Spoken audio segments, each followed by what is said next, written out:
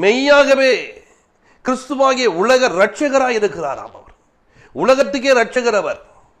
அவர் மெய்யான கிறிஸ்துவர்.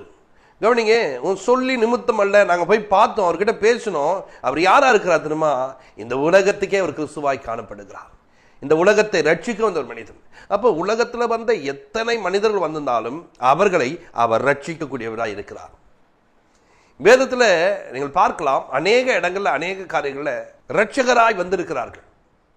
இந்த ரட்சகராய் வந்திருக்கிறவர்களை நீங்கள் பார்க்கும்போது பாருங்க, மோசையை அங்கே எகிப்துக்கு ஒரு ரட்சகனாய் அனுப்பினார். அந்த ரட்சகன் ஒரு குறிப்பிட்ட நாள் நடத்தி கொண்டு வருகிறார். அந்த குறிப்பிட்ட நேரங்களில் அவருடைய சுவாபம் மாறவில்லை.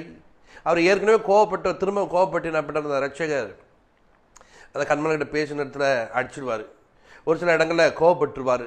நான் இவங்களை அழைத்து கொண்டு வந்தா, இவங்களுக்கு நான் தான் தாயா, நான் இவங்களுக்கு எப்படி நான் பால் கொடுக்க முடியுமா, இவங்க கேட்டதெல்லாம் செய்ய முடியுமா, உடனே கோவப்பட்டு ஒரு கடினமான வார்த்தைகளை